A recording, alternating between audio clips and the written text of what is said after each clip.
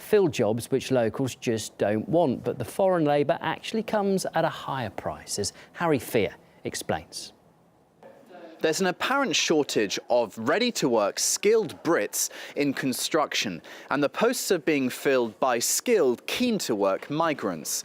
Some builders are having to employ bricklayers from Portugal who are earning higher than normal wages of up to £1,000 a week.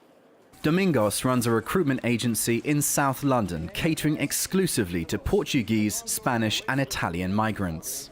There's a lot of jobs, but the employer is looking for the right employee.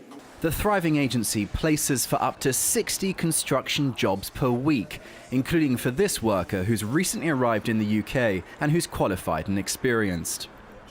General foreman, labor foreman. I was to work in landscaping, gardening. I took electronic course in Portugal. And the 54-year-old Portuguese gets very well paid. Yes, I do. I'm trying to start a new life, actually. That's what I'm here for. It's all a benchmark for Britain's economy, rather the skills of its UK-born labour force. And there's pressure on the government to act. And so we have a bizarre situation now where people are coming out of universities with law degrees, with economics degrees, and actually their ability to earn is less than those that have gone to do a bricklaying course or a plumbing course. The education establishment will have to reform, and I think government should be pushing for that as soon as possible. But many will argue it's not just a lack of skills among Brits, but also a lack of will. I think some people, they don't want to really work. Sorry to say that. I don't want to put the UK down, but I think people sometimes they don't want to really do it. Construction's hard work, with long hours, often out in the cold. Most won't see it as glamorous employment.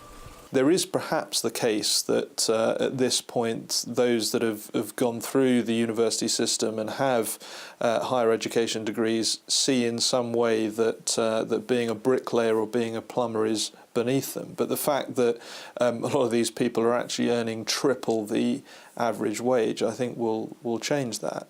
And the incentives are certainly catching the attention of many. Well, I know people around making £700 a week and £800 a week. Sometimes I just say, oh, why don't I go and work with him?